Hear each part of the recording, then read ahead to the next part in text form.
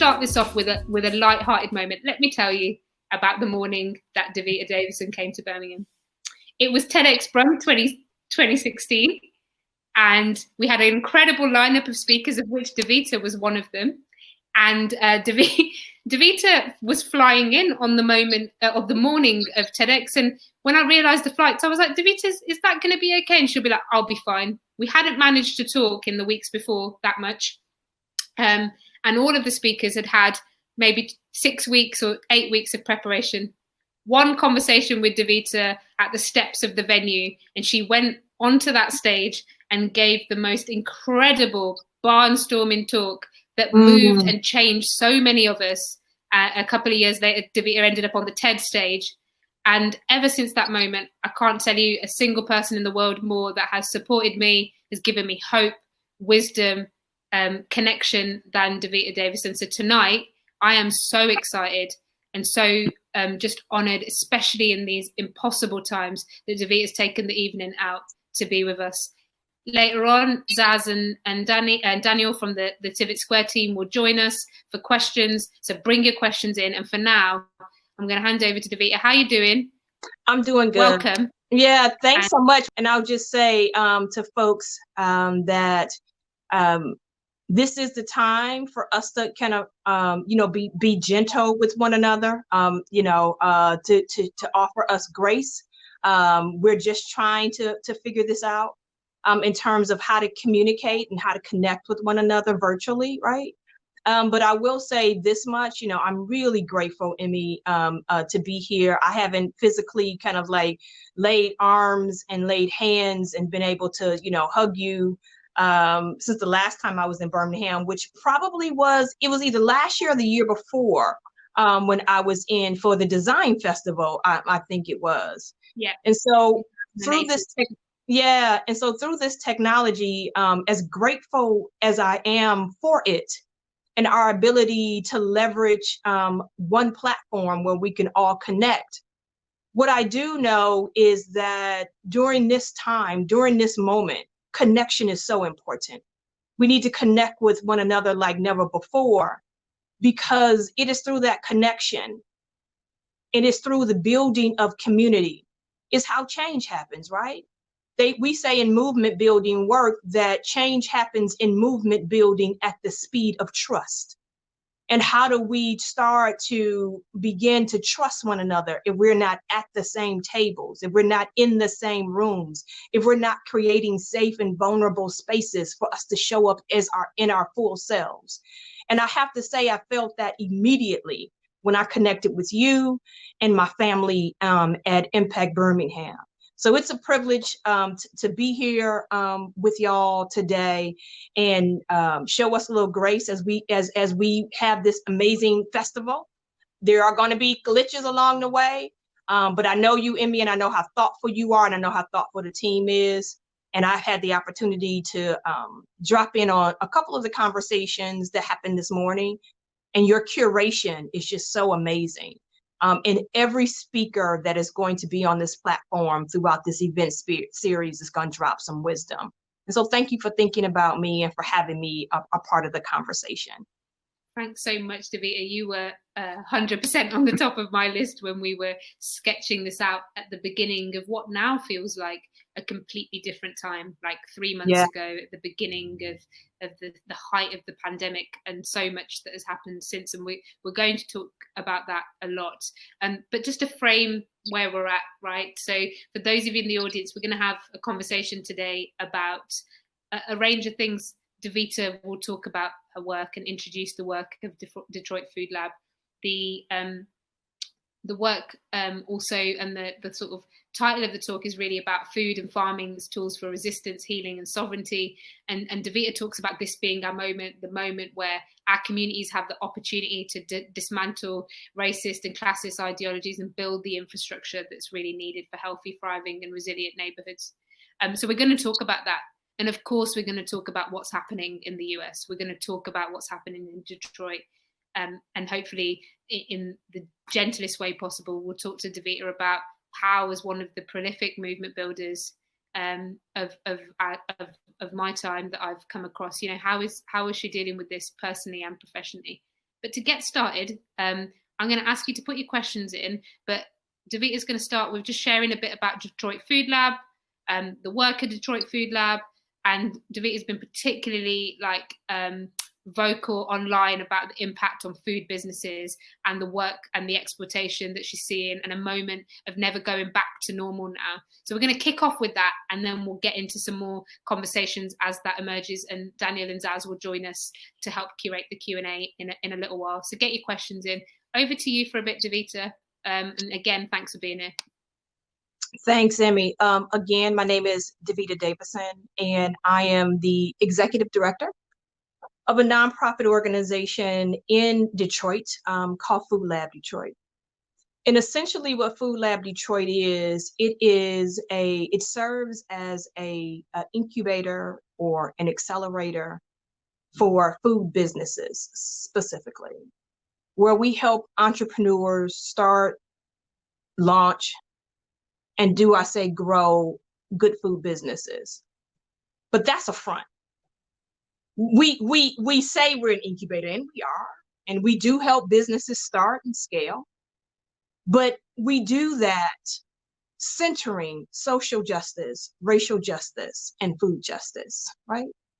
And as I think about the work of FoodLab Detroit in the context of today and where we are right now, what's going through my mind at this very moment is that it is impossible to put the thousands of years in Black history, a Black revolution, and food in one story, or to wrap it in one organization, or to talk about it in one setting. But for me, when I see this global mass movement happening, not only in Detroit, not only in the United States, but when I see it happen all over the world, I am encouraged. And I'm encouraged by young people. I'm encouraged by y'all that's listening right now. Because once again, I see young people taking to the street to demand justice for Black bodies that have been lost. And when I say Black bodies that have been lost, I want to be very clear. Not only Black bodies that have been lost as a result of state-sanctioned and police violence. I want to talk about Black bodies that have been lost because of the underinvestment in our communities and the loss of our livelihoods. This is so much more than just the police violence that have been inflicted upon Black bodies all over the world. But this is about the demanding, and I love that y'all are using this word right, throughout this whole conference, but this is about the retribution, right, for injustices that have been inflicted upon hundreds of years of oppression of Black bodies.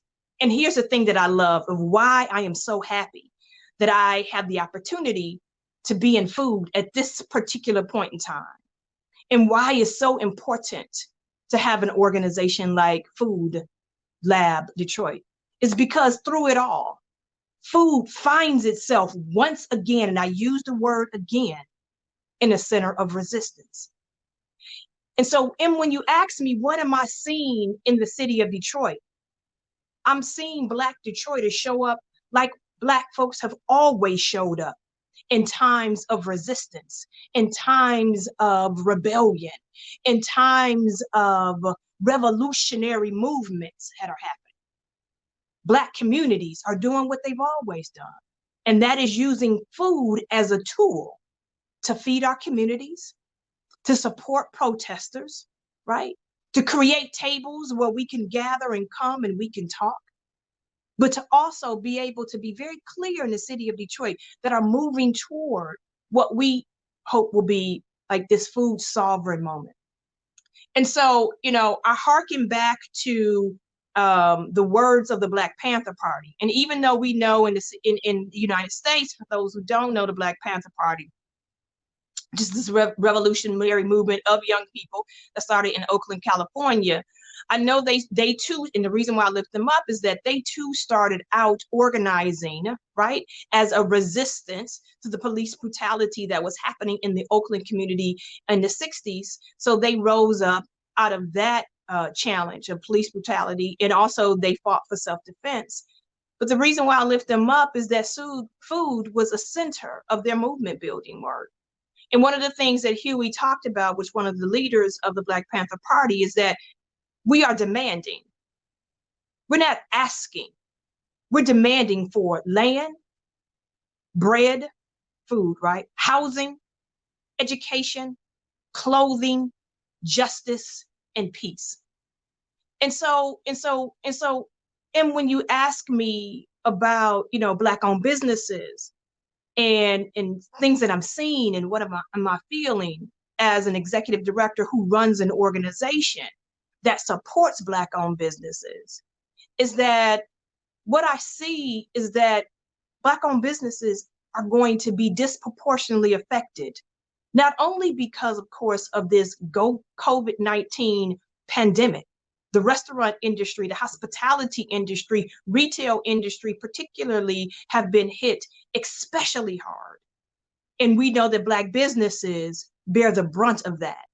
Because in many cases, the businesses that I support in the FoodLab community, right, not only are they Black-owned businesses, but they are also Black-owned businesses that have been historically located in marginalized communities where their community members, as well as their staff, has also been affected by the virus because they themselves are considered essential workers, right?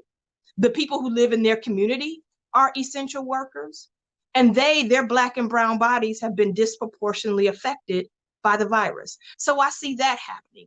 And now on top of that, you layer on these kind of mass protests that are happening as a result of police violence and the uprising that has occurred all over the country. And so you see these rebellions, or you see these riots in these communities and neighborhoods. And so they're also afflicted by that as well. And so what I know is true is that for some reason, as a result of the pandemic, and then on top of that, as a result of the protests, folks are starting to now realize that there are actually racial and inequality and injustices that affect Black and brown body.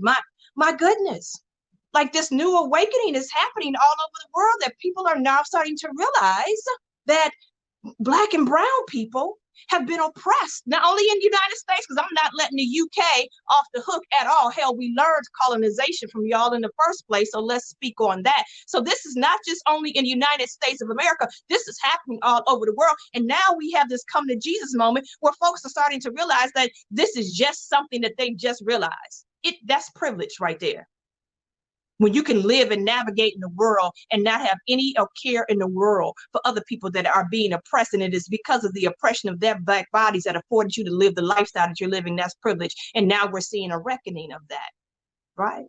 And so what I see in terms of Black businesses, yes, they are going to be disproportionately impacted by the pandemic and the protests.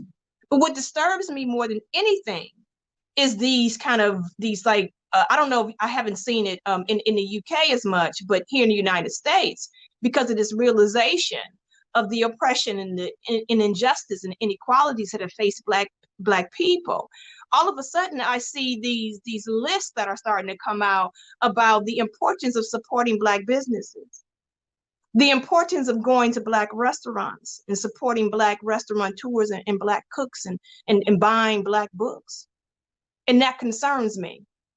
Because we're not going to be able to use a capitalism framework of buying our way out or buying our way to freedom and liberation. Black-owned businesses have been facing inequalities and injustices and barriers to wealth and barriers to access to capital that, I'm sorry, a tip or a tab because you go to one of our restaurants are not going to fix. And so I want to make sure that we're moving back to center. And that center really is all about the destruction, the dismantling of systems, right? And that's going to take movement building work in order to do that. And that's the work of FoodLab Detroit and many of my colleagues and my allies and my accomplices in the food justice movement work, is to really think about how do you dismantle not only systems and structures that gives us a globalized food system that is exploitive and oppressive, but how do we tear down and how do we build up at the same time, but centering those people who are most impacted by the problem and centering those people so that those are the people that are in power and that are leading the way. And so that's the work that we're doing right now in Detroit. We're dismantling and we're building. Amazing. Okay, we're gonna come back to so much of this, and Devita, I don't want to take up too much time or space in this. I just want you to talk because there's so much that, like you said, you know, I'm sitting in the heart of the colonial beast, right? This is where the world caught this cold from. So we got a lot of shit to deal with over here. But what I want to ask you first, I've got like two sort of sets of questions before we open it out, and I'll bring Daniel and Zaz back on so we can start talking more about that. So first of all, one of the things I'm going to talk about slightly later, and you can pick up on this.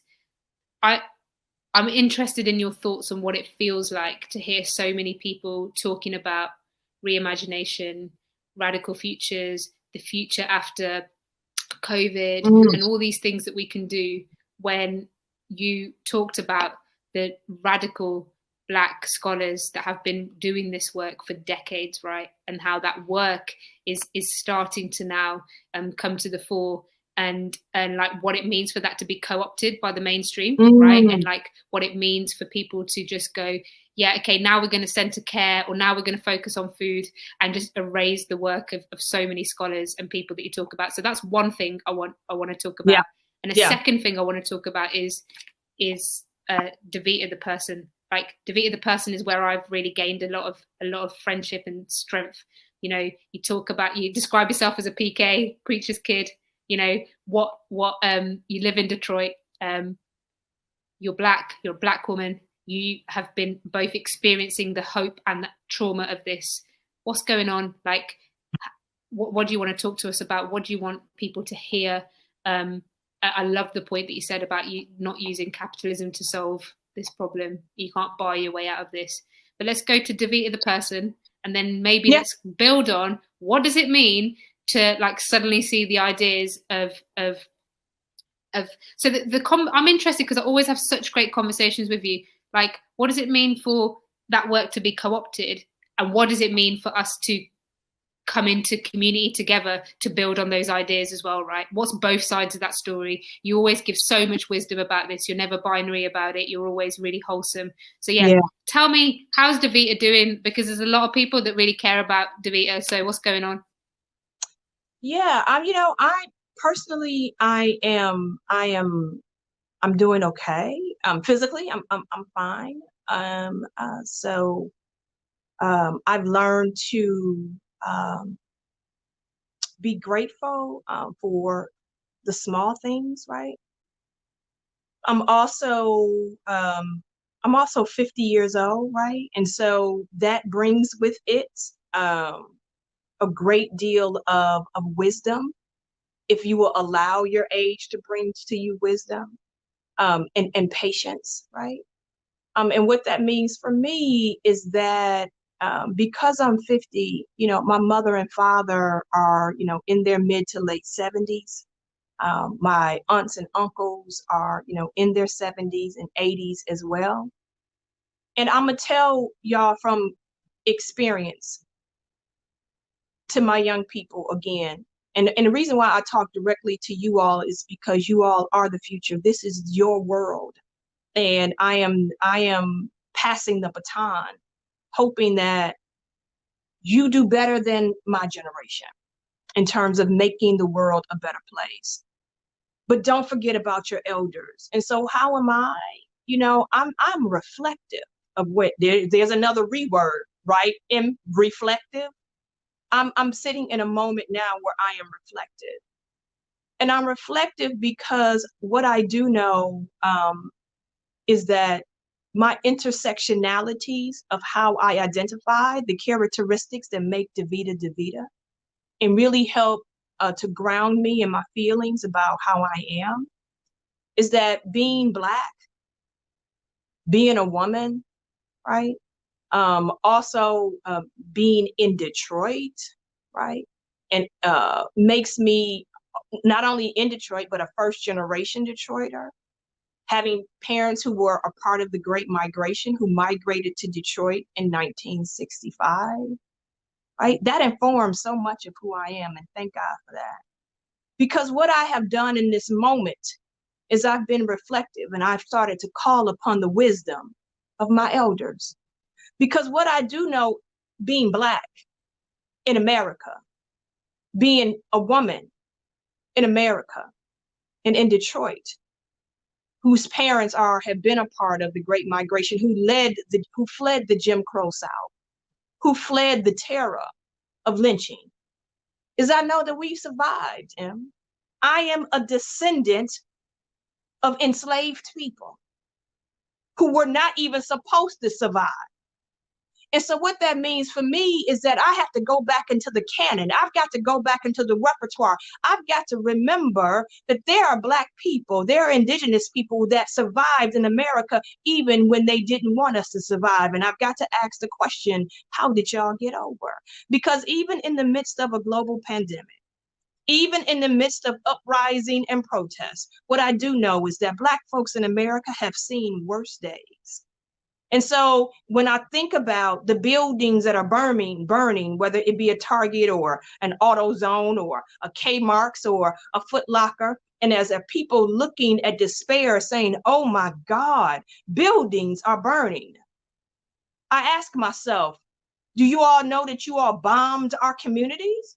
When Tulsa was burning, which was a Black-owned community, when Rosewood, when you all burned our communities down. When the first bomb to be dropped in the United States of America on American soil by the American military was dropped in the city of Philadelphia on a Black organization called Moved. And so when y'all see the militarization of white men that are in armor gear in front of the White House, and you say, oh my God, how could this country call upon the military against its own people like it's never been done before? And so we have to remember, or I have to remember, and that speaks to how I am feeling, is I have to remember, that what I'm seeing, that what I'm experiencing is nothing new, right? My God. And what I have to remember, and I know that, young people, we live in this society now of popular culture, and there are some voices that rise to the top more so than others, is that I have to remember I'm still living in a time where Angela Davis is still alive. Why am I going to listen to a celebrity? Angela is still here.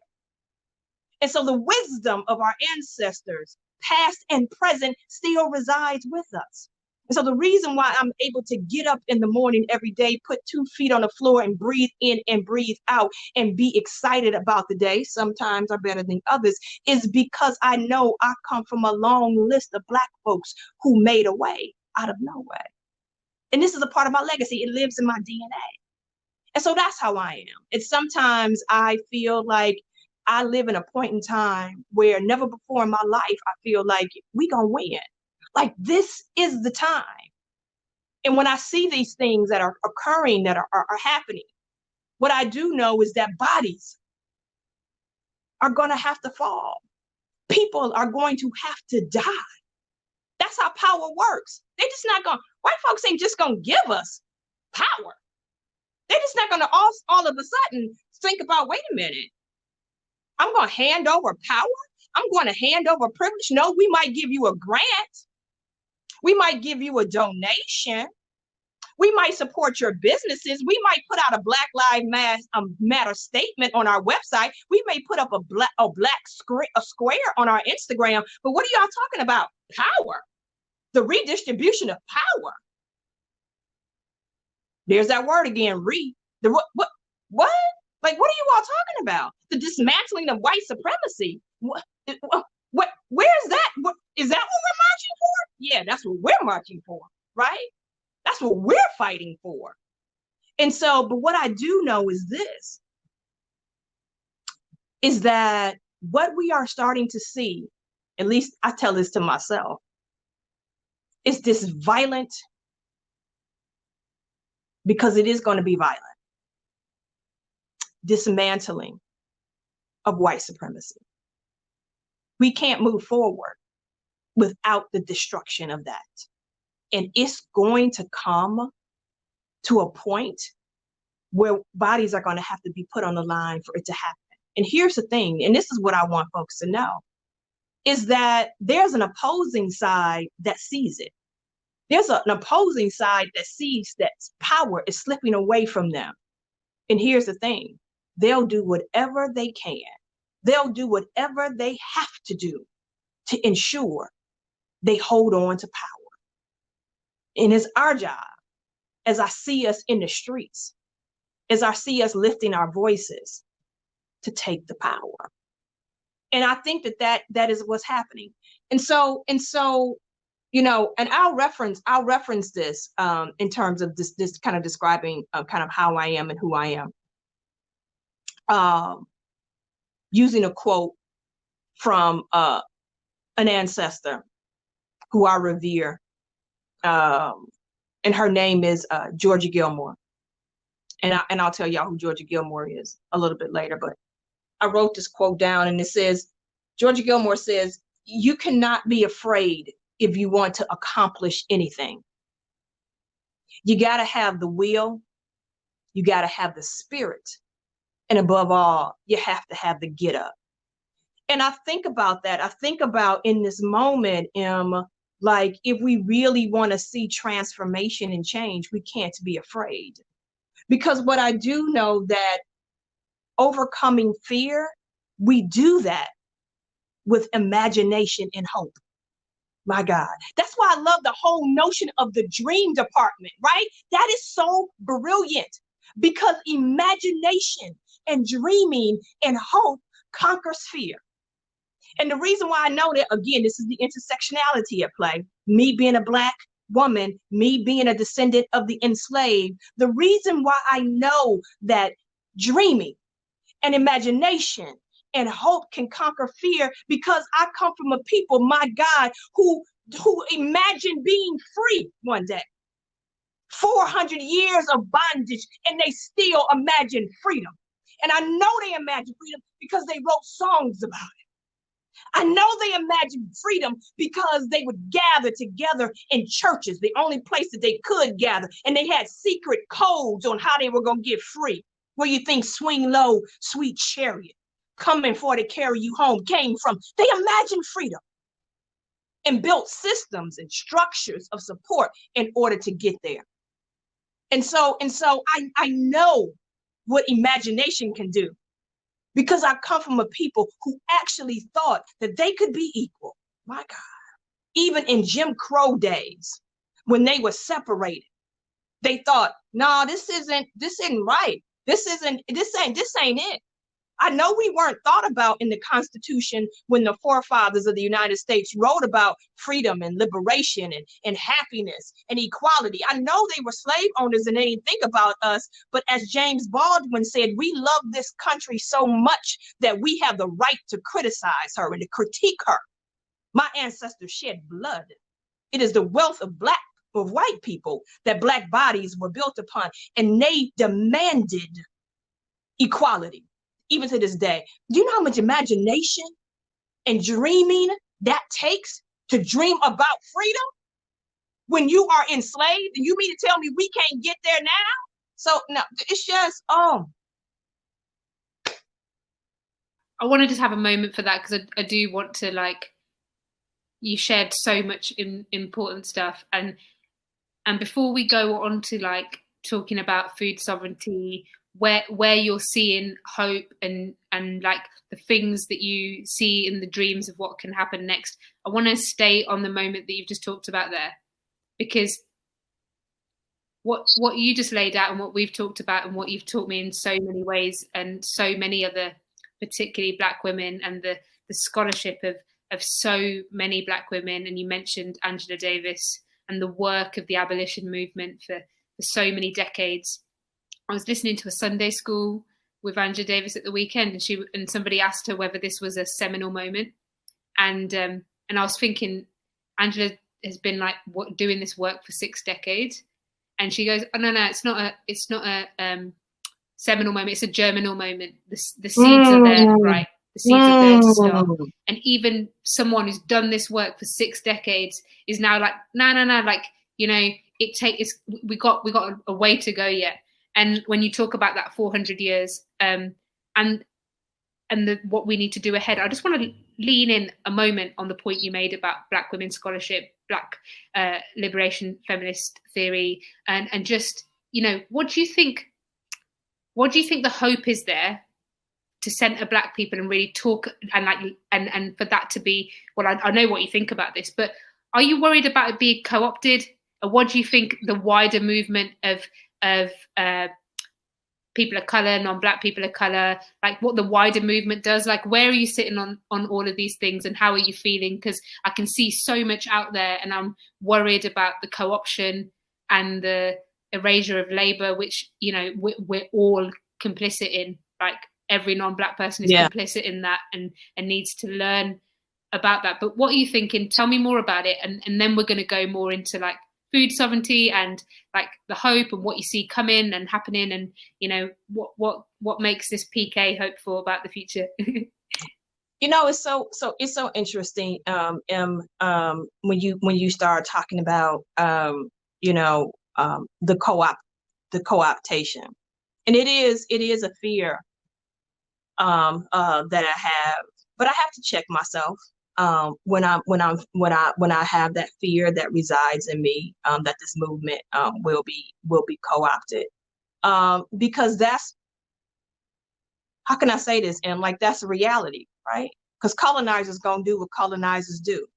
They steal shit all the time, right? They steal our land, they steal our labor, they steal our ideas. That's what they do, right? They steal our work, right? They steal our energy. Like, and so we have to be ready for that. We have to be prepared for the co-optation of our work. Like, that is a part of us being ready and being prepared for that. And so, but what gives me hope, even in the midst of our work being co-opted, and I think that's the reason why I love that I'm so proximate to and I'm centered myself in food, is because it is in our sacred places, particularly for me, whether that is in the field, in the garden, or even at a table. It is so important for me to center myself and the people who I love in my community in unapologetically Blackness.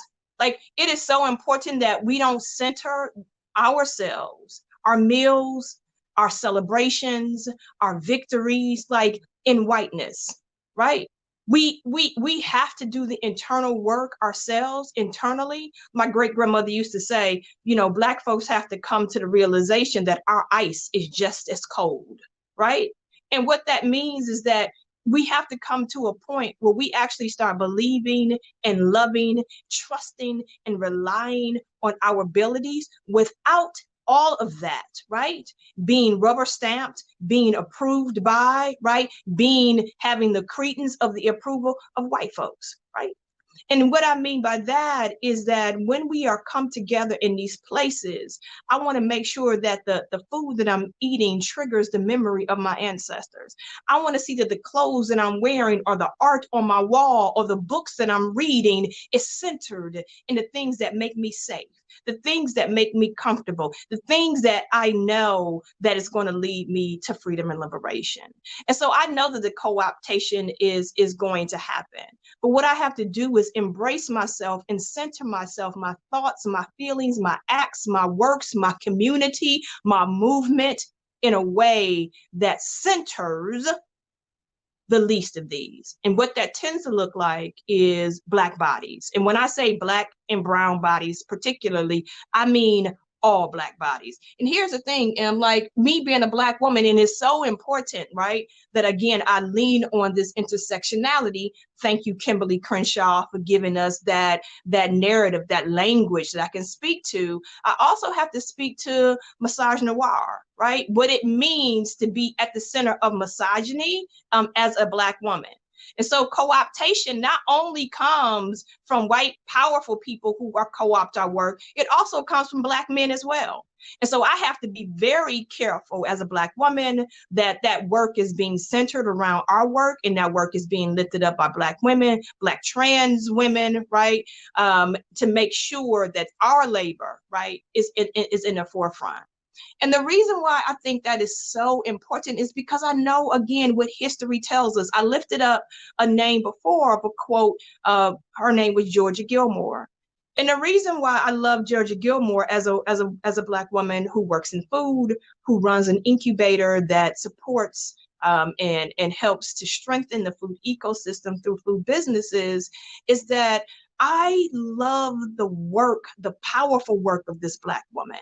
I mean, I look at Georgia Gilmore's story, and the reason why she is an inspiration for me is that she started an organization that's called the Club from Nowhere, a Black woman.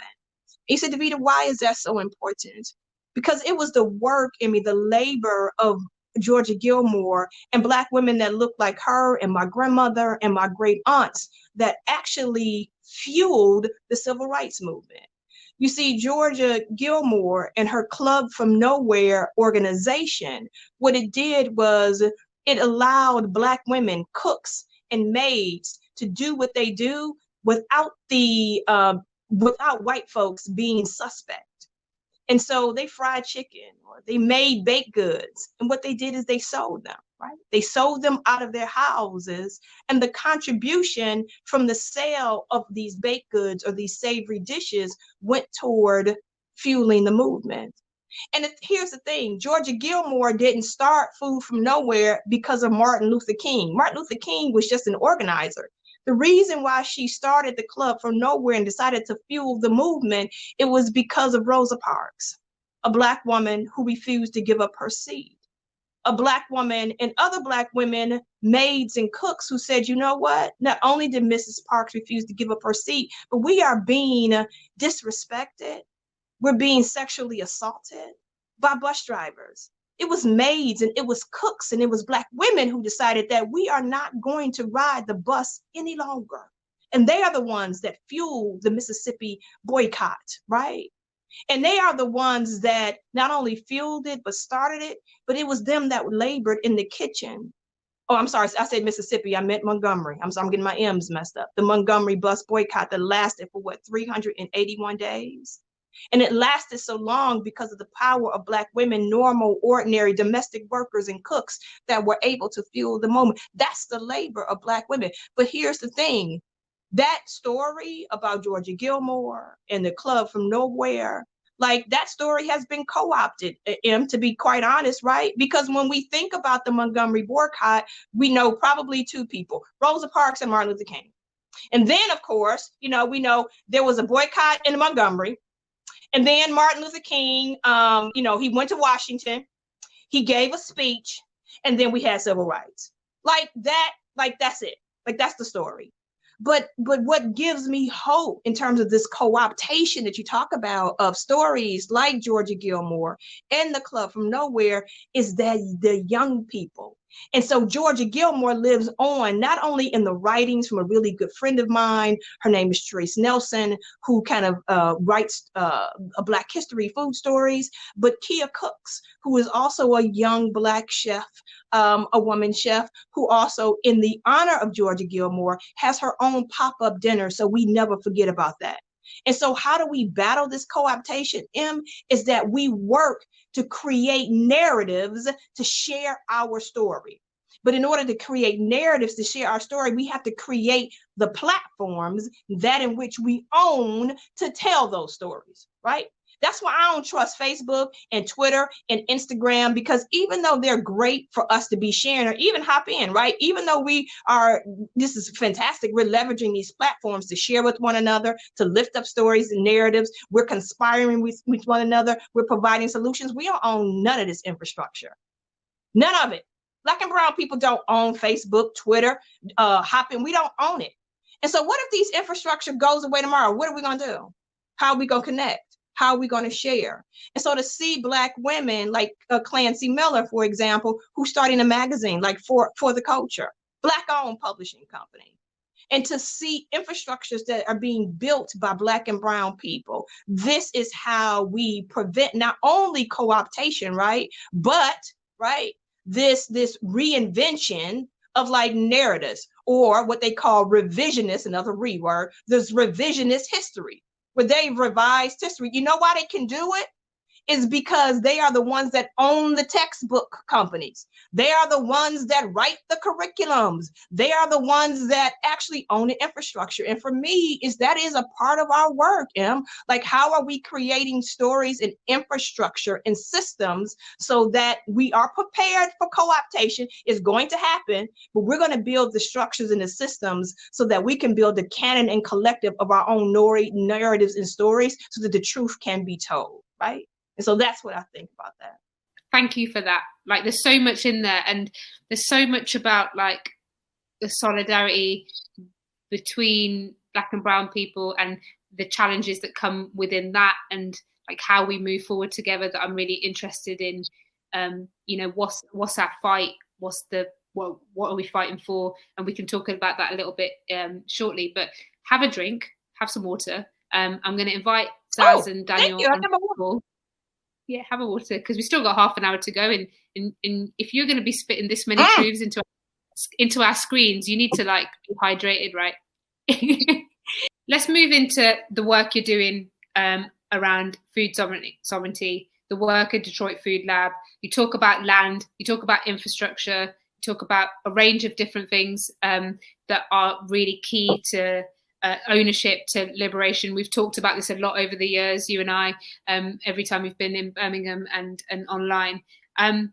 What's going on? Where's the hope? What's the stories that you're seeing that are like really incredible? How are people mobilizing and organizing in Detroit? What's making your heart come alive? I've been thinking a lot about that in preparation of me being on this panel with y'all. And there are a couple points that I had to jot down that I wanted to make sure that I didn't forget. And one of the things that came to mind, and I wrote this as I was kind of journaling this morning and thinking about it. And one of the things I wrote is, we've been organizing like this since day one.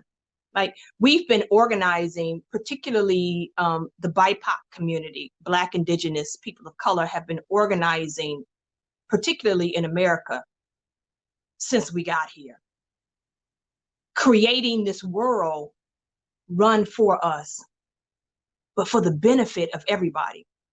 And y'all remember when I was in Birmingham, at TEDx Birmingham, I talked about nothing about us without us is for us. And that's, again, comes from the ancestors, because we have been organizing for a long time.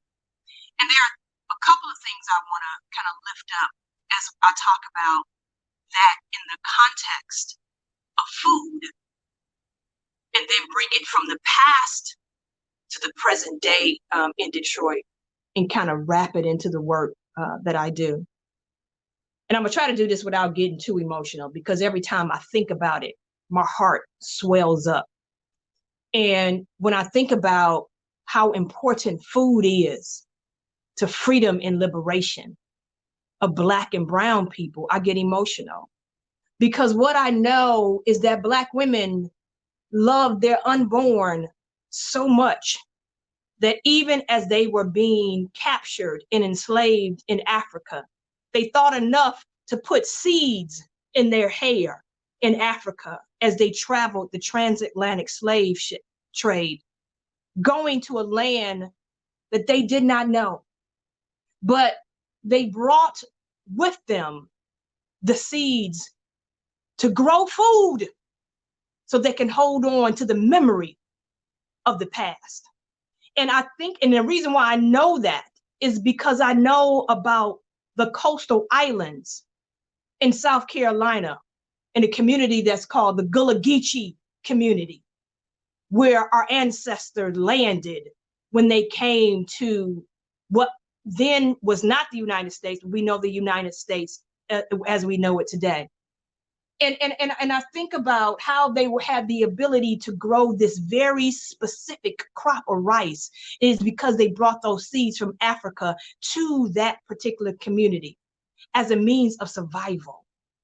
Survival in a land that they didn't even know where they were going. And I think about how I think about that now in the work that I do, because Black people, Black farmers, Black gardeners, they farm literally and figuratively as a way to survive. My God.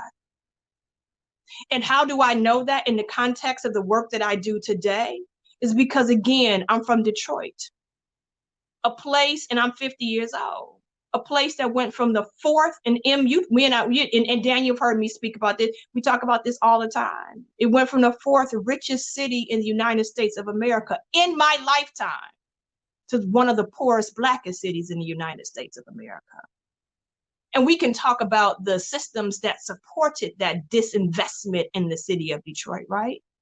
But I think I want to talk about this, that dreaming and that vision, and why it gives me hope is because it was the elders who made the journey in the Great Migration from the South to the North, who brought with them their agricultural skills and knew how to grow food. So even when all of the grocery stores, the national and regional grocery stores, left the city of Detroit, abandoned over 700,000 people, and there were no national or regional grocery stores for us to shop in.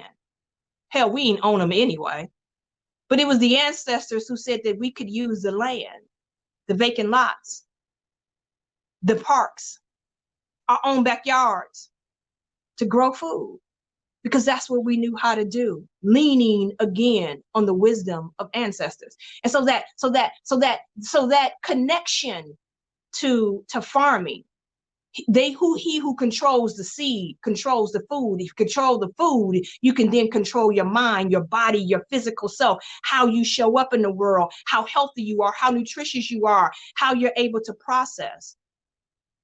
There was a young man who told me the reason why he started the garden. He says, Devita, I can't lead my people if I can't feed my people. What? That'll preach, as Daddy will say, right? That's why food was such an integral part of the Black Panther Party. That's why they started the breakfast program, because they saw too many Black children, too many Black babies that were going hungry, and they fed Black children before they went to school. Food was an integral part. So I can't begin to talk about freedom and liberation unless we're talking about, or even dreaming of transformation, if we don't talk about and center food, right? That's important. But then, so farming as a concept of resistance isn't new to Black people at all. That's why we don't describe our communities as food deserts. We call it food apartheid, because what we know is that there are systems that were intentionally put in place to have Black communities living under the reign of apartheid. Yeah. Right? And so as I told you, and like my ancestors were such visionaries. They dreamed of being equal. They dreamed about the day in which they can fight against Jim Crow. They thought by moving from the segregated Jim Crow violent South and moving up north, that would be the fulfillment of a dream come true. But guess what? They were met by Jim Crow of another name when they came up north. And that was racial covenants, right? That was the fact that they redlined and segregated our communities. That was law. And so even as we dream, young people, even as we envision a transformation, we have to be very, very aware that as we dream, as we move, there's going to be an opposing party that's going to, oh, I love this. That's want things to go back to normal. Normal oppressed people. Normal killed people. Normal kept people in poverty. We ain't going back to normal. There's no going back to normal. Normal is done. And so as we begin to dream, we have to not only think about our dreams and what transformation look like and what we envision, we also got to be ready for the opposition party as well, because they coming. Right? And so how do we safeguard ourselves? How do we harbor ourselves, right? So farming has always been a means for resistance, right? And so when I talk about how do we safeguard ourselves, right? What structures did we build to protect ourselves? This is where the PK comes in and be. Because what I do know that in the African community, historically, churches were that place, right? Churches were a place that we met secretly downstairs in the basement. We began to plan and we began to dream and we began to scheme, right? And of course, food was a big part of that gathering, right? It's where we had codes for one another, because churches were also one of the only places that Black people were allowed to meet and gather. Where's the infrastructure? Where are places? I think about Impact Burm. I think about what you all are building right now with the Civic Square. Like, that's going to be a strategic node of where you all are going to meet, plan, dream, strategize, and vision. I think about restaurants that are used as third places of political action, of where people are going to come together and meet and dream and create safe spaces for people to show up as their full selves, right? What does that mean? This is infrastructure building. Food is an integral part of that, right? And again, I think about women like Georgia Gilmore, who actually use, because where's the money gonna come from? Well, we're gonna build it, we're gonna have the infrastructure. Where's the money gonna come from? And that's where your Georgia Gilmore comes in, because you had a community of women which is kind of like, oh, we got that. We got it. We're gonna do what we know how to do, right? And I know, like you had asked when you sent the email, was kind of like, what is the thought-probing question that you want to leave people with? And the question I want to leave people with right now is on top of my mind. It just came to me, and that is, young people, what is your superpower? What are you doing to contribute to this? What is it that you can do and you know how to do best? What is your superpower? And how are you going to use your talents, your abilities, like, in this journey towards freedom? It's because everybody has a role to play. Everybody has a role to play. And that's what I love about, when I see the young people who are involved in the movement for Black lives, right? Is that these young people, they're such visionaries. And I know that they have leaned on elders, right? They're such visionaries. They've written that, and people are like, oh my God, this all this kind of like global movement around police brutality, around state-sanctioned violence, like, it's coming together so quickly. What they don't realize is that it's been folks that have been organizing since Rodney King really was beaten in LA. But really, people who have been organizing since we all heard the tape and all kind of really came together in mass protests around the murder and the killing of Trayvon Martin. And guess what, y'all? It was Black, queer, trans women who gave us Black Lives Matter. How dare you not respect Black women? How dare you try to erase Black trans women when we the ones that gave you Black Lives Matter in the first place, and we did it, and we loved y'all so much that we built a movement that encompasses everybody. My God. So that we all can get free. What? Anyway, so I didn't forget where I was going with the whole damn thing. But just to say that, I say that to say that food is an integral part of movement building. It's an integral part of how we get to freedom and liberation. It's an integral part in terms of the support systems that can lift up the movement. Oh, I know, I was talking about infrastructure. And the reason why I love these young people so much and their thinking is that, they, as a matter of fact, there's a manifesto. Like, they have a vision. It's written. The vision for Black lives. I mean, it's already written. But the infrastructure they have created is just kind of like they thought about everything. Like, it's just kind of like, okay, we know, and we have to have like direct action. We know we're gonna have to put our bodies on the line. So we're gonna take to the streets. And here the thing is, and we're gonna make the shit uncomfortable. We're not gonna sit up here and quietly, protesting is not a quiet action, people. I'm sorry. We're not gonna do it so that you feel comfortable. No, we might, shut down a freeway or two. Hell, maybe a Target or Kmart may burn in the process. I don't know. But protesting is not going to be done quietly. And we know that some bodies might even be arrested. So you know what? We're going to have to think of how we going to get folks out of jail if y'all get arrested. You know what? Somebody better build the infrastructure around kind of like bail funds, because we know we're going to have to get folks out of jail. So let's do that. Like, who going to be responsible for doing the bail funds? Okay, where the Black and brown lawyers at that can represent our people? People don't understand what's happening right now is not just circumstance. It's just not just happening. There's so much movement building and organizing going on in the background. And I just want to say to the young people, to Black women, to Black trans women, I love you.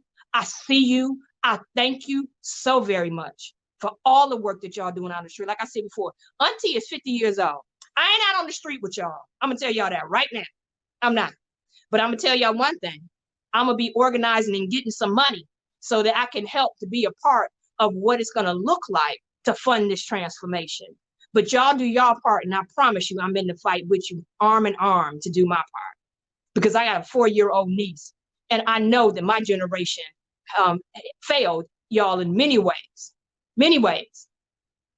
But I am depending on you all to make a better world for me as I get older, as I become an elder, and for my 4-year-old niece who will grow up as a dark-skinned little Black girl who will be navigating her body through a world that I want to be better for her in many cases than it was for me.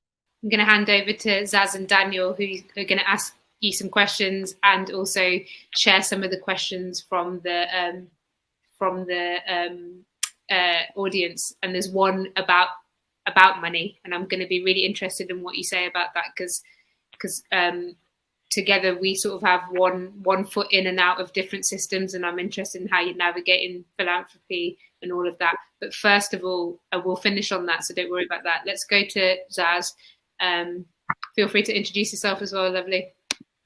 Hello. Hey, Zaz. Zaz. My pronouns are they and them.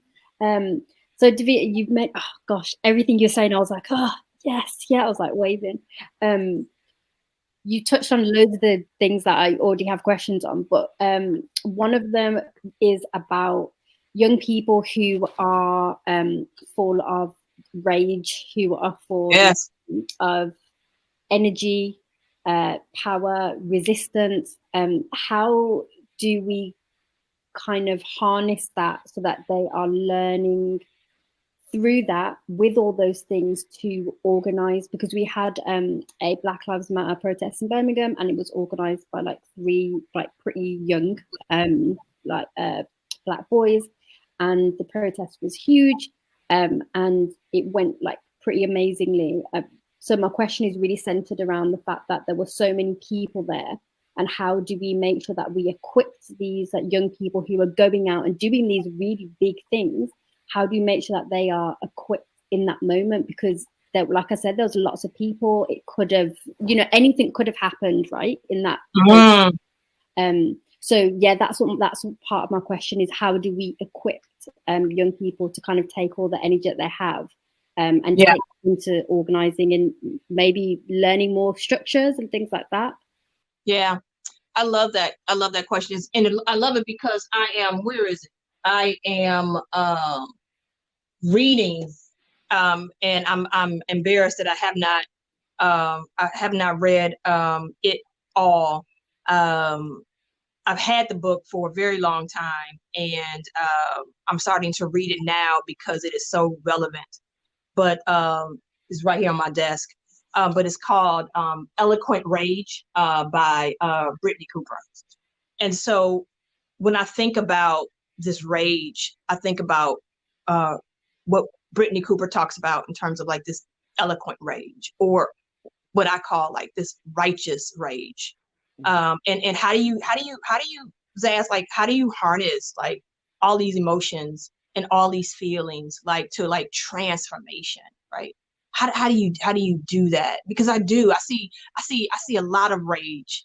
And here's the thing, young people have every right to be angry. Every right to be angry. Because the reality is, and I talked to my mother and father about this just yesterday, and I talked about the intersections in places in history, to be quite honest, that afforded my mother and father the ability to start building wealth and moving into the middle class. And so when I talk to my mom and dad, and they talk about when they moved from the South to the North, and the time in which they were able to buy their very first home in August of 1968, I said, Daddy, do you think that that is a coincidence? And he thought about it for a while. And I said, April 4th, 1968 is when Dr. King was assassinated. And we saw uprisings all over the United States of America. People were angry, Zaz. People were enraged. People burnt cities from Newark, New Jersey, Harlem, New York, Detroit, Michigan, Watts, Memphis, Tennessee, you name it. But it was out of that rage that my mother and father were afforded in August, April, May, June, July, in 4 months, mommy and daddy were able to buy a home that was the foundation for them to start building wealth for their unborn children, because I wasn't even born yet. And you're like, what, Devita? What are you talking about?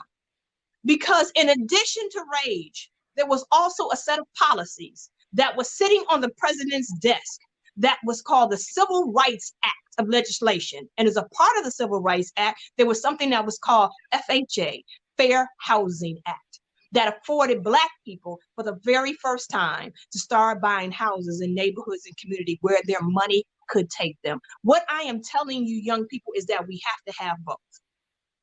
We have to have the righteous and the eloquent rage, but we also have to have teach-ins. We also have to have teach-ins and workshops where we are teaching history, and not only teaching history, where we are also having visioning and strategy sessions. It's a 1, 2, 3 punch. We're gonna take to the streets, but we know what we're fighting for. We know what our demands are. We know what the vision is, and we know putting our bodies on the line and taking it to the streets will get us there. And I know it because I've seen it. And then we have to wrap up our demands with policy, because I don't care how much you want to support Black businesses. I don't care how much money you want to pour into Black communities. Nothing is going to happen in terms of the transformation of our communities and the ability to shrink the gap in wealth in the United States of America without massive political transformation on the federal government level, right? And I don't know it. I don't know if I'll see it in my lifetime. I do not know. But I know one thing is that people have been fighting in the United States of America for a long time, for a very long time, right? So we could see reparations. This country owes Black people. And I know and they killed Martin Luther King for it, because Martin Luther King said he was coming to Washington to get his check, right? It was time for and so, you know, they want to talk about the Martin Luther King of I Have a Dream, but they don't want to talk about the angry Martin. They don't want to talk about the Martin who was a young man that was out on the street in rage. They don't want to talk about Martin who talked about that we had to destroy the 3 axes of evil: militarism, capitalism, racism. They don't want to talk about that king. And so the question is that how are young people harnessing that anger? Yes, they're angry. Now what are we going to do with it? What are we going to do with it? What are we going to do with it? We're going to have to do more than just topple some statues. We're going to have to do more than just take down some statues. How are we going to harness that rage to do a couple of things? Number one, be angry, but also have an open heart so that you all can receive information. So how do we do teach-ins? How do we begin to educate our young people? How do you open your heart and your mind so we can start talking about visioning and strategy? What does that look like? And a part of the strategy has to be about moving political power. How do we do that? So how do we do power mapping, community asset and power mapping and building? And so it is important that we be angry, but angry in service of what? Why? That's the question. Thanks, Devita. Hey, Daniel. Hey. How are you? What's going on? Like, I'm good. I'm really good. You know, I've just been in the backstage, like church, now then listening to you. Yeah. I haven't got any questions as such. I've just got like loads of just reflections on, like, I guess what's been going on and. Yeah, share what you're thinking, Daniel. What are your reflections? Yeah, and the conversations that have been going on here. I mean, like, I don't know, like, just hearing you, like, talk about, I think I got a few notes here, like, the generational stuff and kind of the dreams and the the way that Black people have dreamed in the past, like, and how we still do, to come out of that kind of space of crisis and to imagine other alternatives, and that hope that generates to be able to maneuver out of these situations of oppression. And I really felt that today, because like, just in this context of Department of Dreams, and like how we actually find that space of dreaming, for so many of us, like, it's been coming from that place of trauma as well, rather than like actually dreaming out of, like, you know, I can just dream up an idea and like just run with it, that sort of thing. And oh, Daniel, can we just stop just right there? I love that, because I don't want to lose that point. Yeah. How we are all in a state of trauma. Yeah. And it goes back to that rage point that Zaz brought up, like, right? And so, and I talked about, the teachings and, how important it is to educate and to open up our minds and our hearts and our space for like visioning. But how are we healing one another? Like, how are we healing? Because we all are in a state of trauma right now. So what does healing look like? Even in the Department of Dreams, you're talking about a safe space. Like, how are we making that space safe so that we can show up not only as our full self, but it also becomes a place of restoration and a place of healing? And y'all, I ain't talking about a place of good. We talked about like how things have been like, co-opted and commodified. Like this whole notion of around like self-help in terms of like eye mask and shit and like manicures and pedicures and going to spas. Like, that's the whole commodification of like healing the self. I'm not talking about that. I'm talking about the self-help of our ancestors. Like, how are we seeing our way through like trauma? Healing is so important. Like, how are we taking care of ourselves and how are we taking care of each other? Now, Daniel, that was important what you just said. And yeah. I want you to really sit with that and think about this, that we are in a state of trauma. And how do we even address that before we even get to the dreaming part? Yeah, so that's the space I've been kind of exploring as part of this Department of Dreams, and just thinking about that, like, and creating the spaces for that, to just, because dreams also can help process the difficult things, and like they just make connect. Like after someone dies or you're grieving, that's when you have a lot of dreams. Like people, like those who have passed on, they just appear in your dreams and stuff, and that's your body trying to heal, like the difficult things that you've been going through. So I think that like there's so much we can learn from like our experiences as Black people and like our ancestors in this realm of dreaming, and like just understanding what's going on there, because we don't like have that time or space to do that, because once we've come out of one crisis, then you're just back into either the same stuff and then you've gone back into another crisis. Like the last Black Lives Matter uprising was not that long ago. It was like 4 years ago, and for some of us it feels like a whole lot has gone on, like politically, like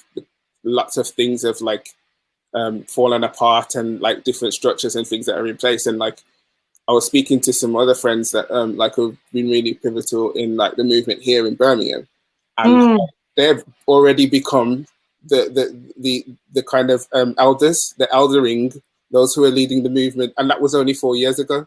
And it's like, what's happening there? Like, we've got generations of trauma just packed into 4 years, and then again, it's kind of crazy. So, no, it is crazy. And the thing is, I love what you talked about how death facilitates our ability, like, to dream, in terms of how our ancestors come to us in our dreams. And you know what is so wicked and what is so violent and what is so cruel about the pandemic here in the United States, and how it has affected me and how it affected Black communities, is that what we know is that the coronavirus, COVID-19, is not a racially biased or racist disease. But what we do know is the country that I live in is. And so the way the virus shows up in certain bodies is different because of the social determinants of health, which is very much so centered and wrapped into racism, which will determine who lives, who dies, who is even susceptible to the virus, who isn't, And so in Michigan, right, we know that 14% of Michiganders are African Americans, but Black folks in Michigan represent almost 41% of the deaths and also cases, right? And that's because of racist policies that have been set up to, again, disinvest in our communities, which makes our Black bodies more susceptible to pandemics and diseases, right? But what's so additionally violent about it is that it is taken our elders. So the very most vulnerable of these are our elders, right? People who are 60 years and over. And if that isn't already violent and traumatic enough, that we're losing an entire generation of wisdom in our elders, we can't even celebrate with the dead because of social distancing. We can't do second lines in New Orleans. We can't all gather in the church and have fellowship. We can't do bereavement dinners. We can't come together and sing and have a homegoing ceremony because of social. We can't even worship and celebrate and send our people home. And what that is gonna do after, like, I just don't know. So it's just, But in some ways, like, I just on that kind of lost knowledge from the ancestors and elders and stuff. Like, me personally, over the last year or so, like, I've been experimenting with the growing thing, like, in my backyard, and doing some things where bringing some friends together to, like, just activate a space and start learning that knowledge and trying to recapture some of that knowledge, because we don't necessarily have that eldership or that guidance from our community anymore, because for my family, a lot of that generation has kind of passed on. So we're just seeking that and trying to bring that back together. And then there's movements around land and spatial justice happening. Like, I don't know if you've seen the crowdfund that's going on and things. So I do feel like there is this kind of, like,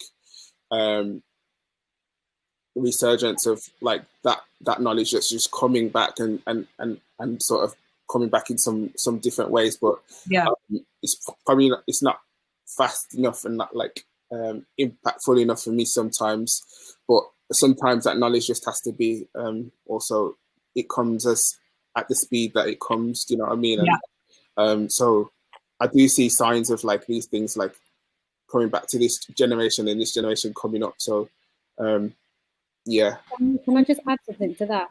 I feel what you're saying about this kind of, like, coming back to it, it's almost like I know that I kind of had this, like, a moment, and it was almost kind of when lockdown was just kind of happening, and it was like everything, like, my nan had, like, told me about, like, anything to do with, like, herbs, to do with tea, to do with anything, like, all come back in. It was like boom, and it was almost like, this is the time, this is you know, and it's almost like felt so interwoven in what I know, but it wasn't something that I was tapping into daily because for whatever reason.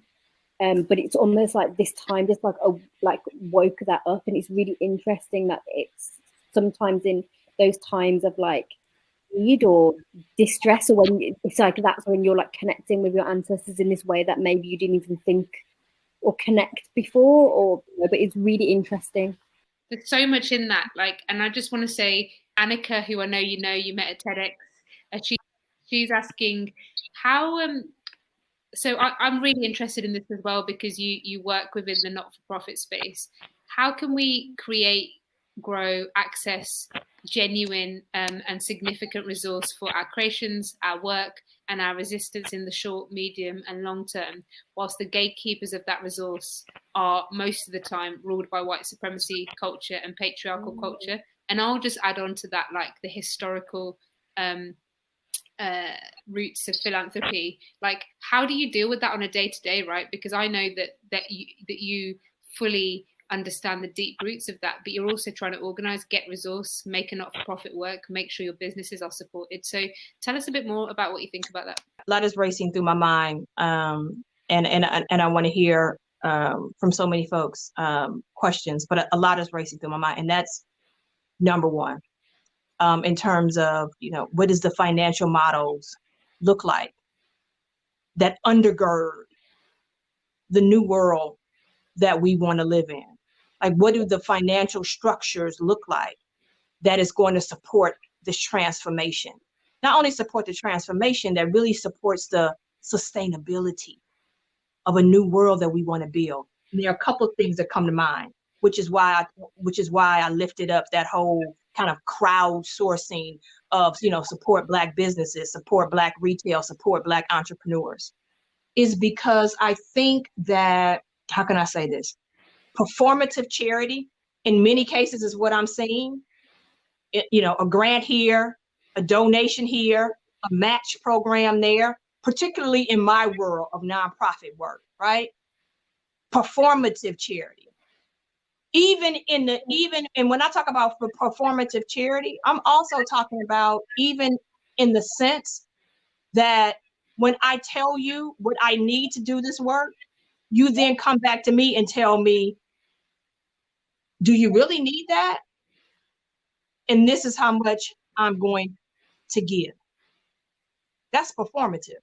I want the foundation world, the philanthropic world, to pour into Black-led, BIPOC-led, Black trans-led, women-led organizations like they really want us to win. Like they really want to see deep transformative work, right? And begin to trust that we know how to get our people free, and trust us enough to know that we are good stewards of resources and that we know what we need, right? How much money we need in order to get us there. And so performative charity without challenging capitalism, in my point, in my perspective, it is conscious soothing and it's insulting. And so if we aren't always challenging capitalism and what it takes for capitalism to survive, which is usually the sacrifice of bodies that look like minds, right? Then it's just soothing the consciousness, which typically is the consciousness of people in power, which typically tends to be white, cisgendered men. And so I think about that all the time. And so I got to think about, how do I stand in my power and really be unapologetic and unafraid to ask for what I really, really need. And when I say what I really need, and this is what, again, I look to young people and I'm inspired by the young people, is that they have enough audacity. They have enough nerves. They are unapologetic. They're like, no, we don't want police reform. We want to abolish the whole damn system of policing, burn it all down, tear it all down. And people are thinking to myself, oh my God, we can't. And this is what I'm talking about, visioning and imagining. People can't even imagine what a world looks like without police. But it's interesting because Alexandra, the congresswoman, somebody asked her about what would a world look like without police. They couldn't even imagine it. And she said, it's not hard to not imagine that. Just go out to the white rich suburbs. And what you will see is that instead of investing in a police department that constantly is monitoring, that is constantly surveilling their bodies, they invest in education. They invest in healthcare. They invest in summer camps. They invest in art classes. They invest in cleaning their community. They have social programs. They have social services. They have, departments of recreation, the departments of horticulture that take care of their sidewalks and their streets, and they have parks and they have gardens and manicured lawns. That's what it looks like when you defund police. We have examples. And so the question becomes, it's like, how do we take money and ensure that when money is being poured into not only our organizations, but a collective of organizations that look like ours, they are redistributing those dollars toward programs, toward services in service of our community that get us there. And so if they really care about fighting and about moving toward in an equitable society where we all have the ability to live up to our fullest potential, we have to first paint the picture of what that looks like and then communicate it that these are the things that need to be funded. And then we got to vote. And I know y'all know all about that. Yeah, I was going to say, okay, let's not go down there today. But yeah, exactly. You know what? Like, Devita, you're so important to us here. I already think of you as an elder in the most respectful way. You know, there's so much knowledge and so much that you help us to navigate. And I just want to say thank you for just being so open and sharing so many really important thoughts.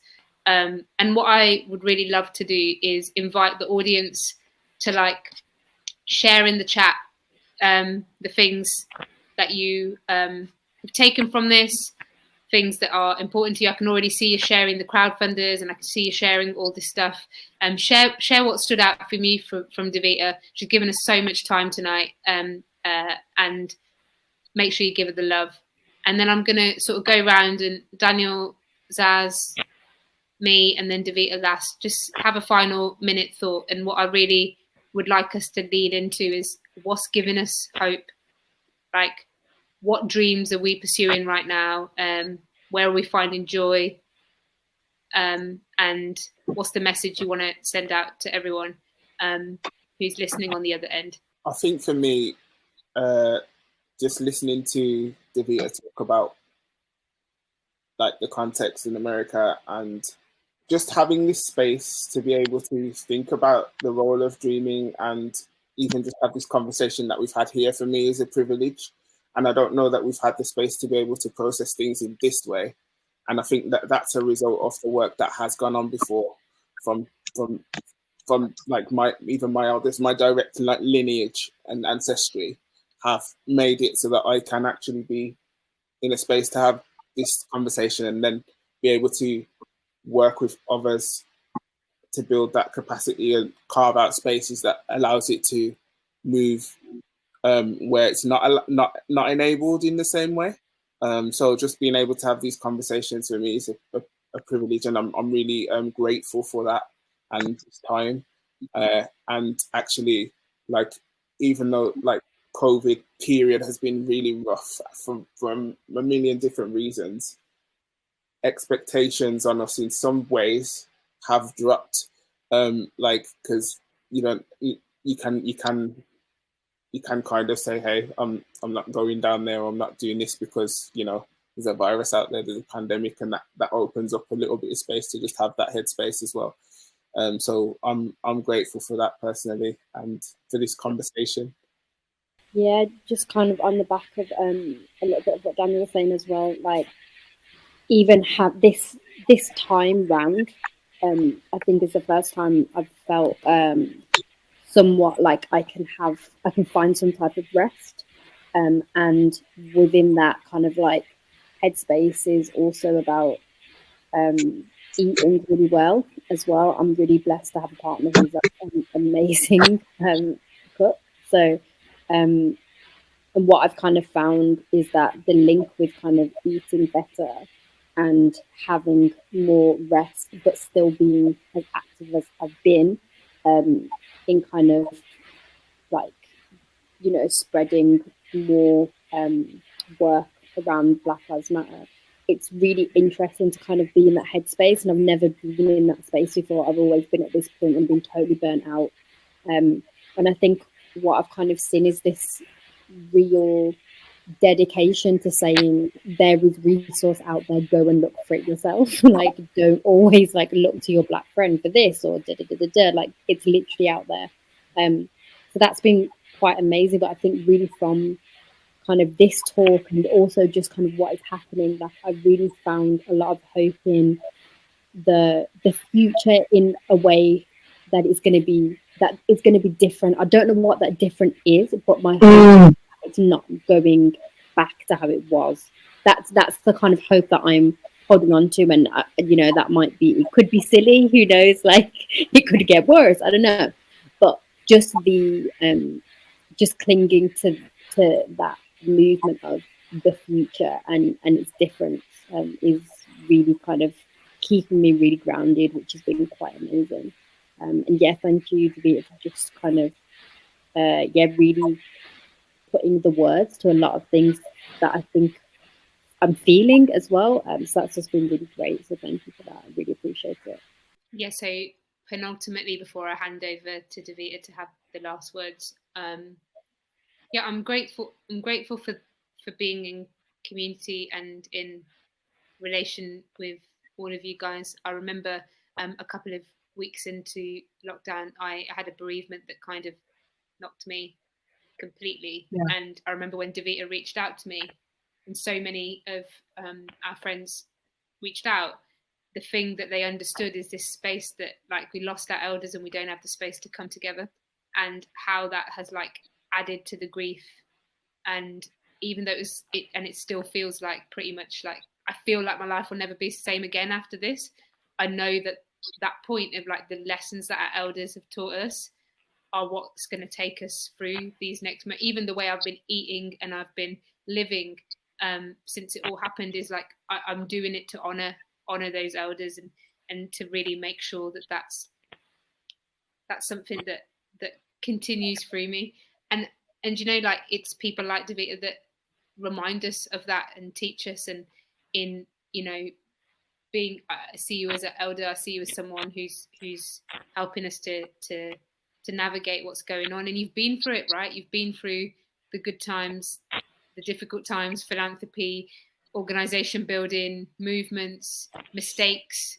You know, you can tell us how to sort ourselves out and get in line and how to figure stuff out. And I really appreciate that. So I'm going to say thank you for all the time tonight. And it's stuff like this that's giving me hope, right? Because bit by bit, moment by moment, leaning into all of our histories that have been troublesome in so many different ways, and really knowing that we can do something incredible, and that we are, and that we're here and in community together. So I want to hand over to Devita for the last words. I want to say thank you to everyone who's stayed. We really, really appreciate the love and support today, and I'm so glad that you got to meet this wonderful soul. So yeah, handing over to you, Devita, for the last words. Thank you so much, my love. Yeah, thank you guys so much. But no, it's been such an honor and a privilege and a joy to be in conversation with y'all in Birmingham. I think there are a couple of things that's on my heart that kind of gives me joy that I'm witnessing. And that is that I love us. I love Black people. But I want us to love each other. I want us to, when we put on and proclaim that Black lives matter, I want us to think and to know and to feel and fight for all Black lives. Even the Black lives that lay in the margins.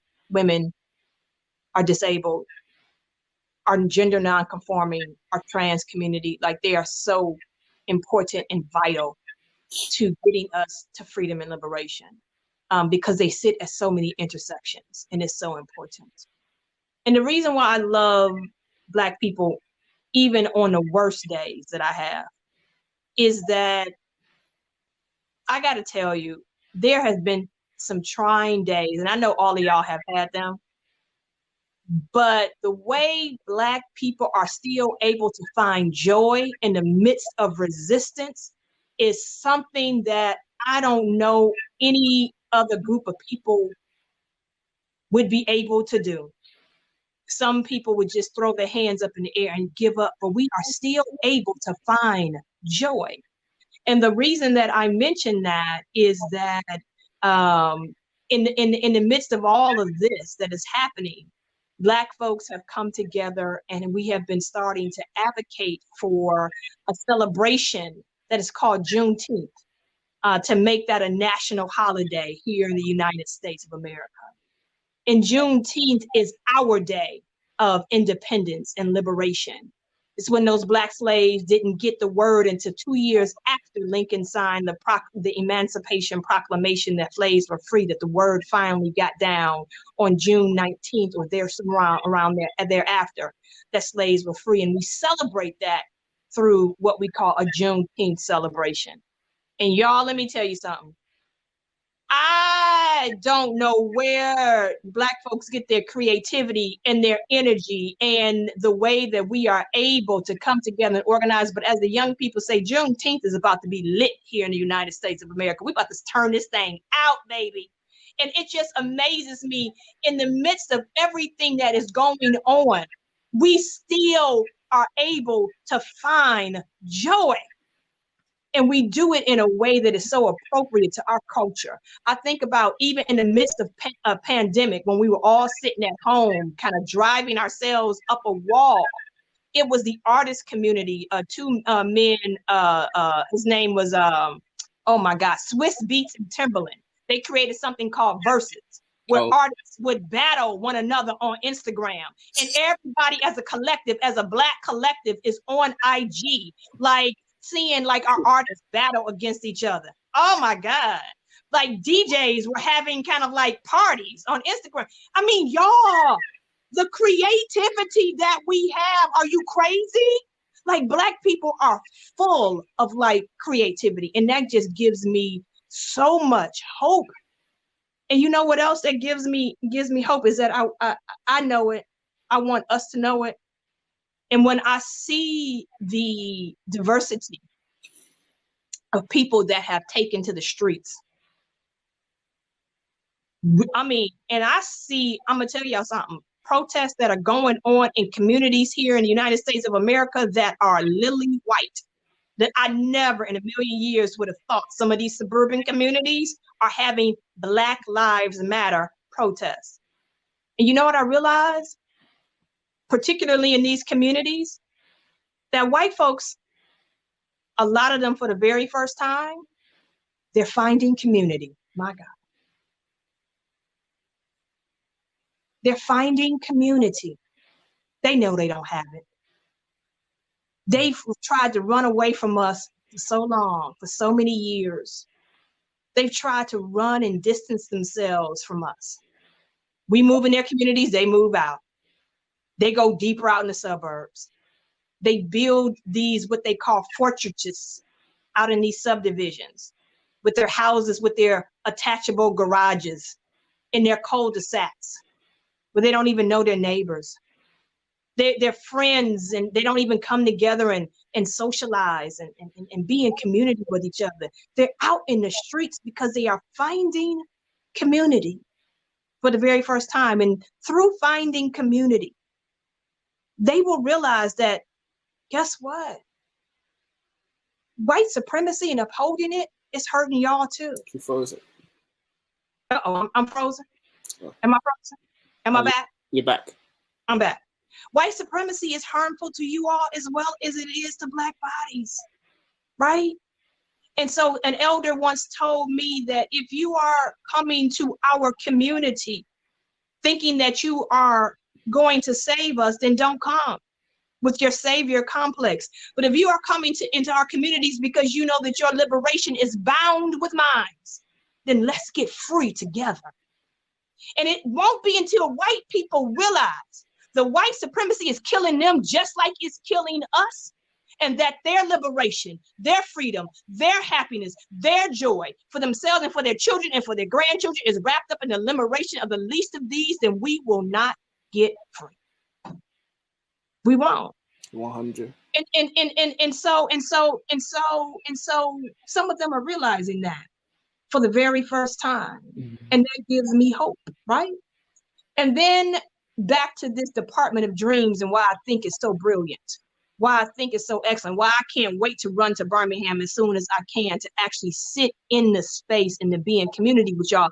Because what I know is that no social movement begins with a question of what is possible. It typically is fueled by imagination of what can be.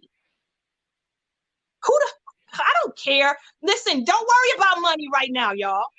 Don't worry about how much it's going to cost. Not right now, not in the Departments of Dreams, we not. We're going to imagine what can be. We're going to take the chains off of our minds by saying we don't have the money for this right now. We're just going to imagine what can possibly be.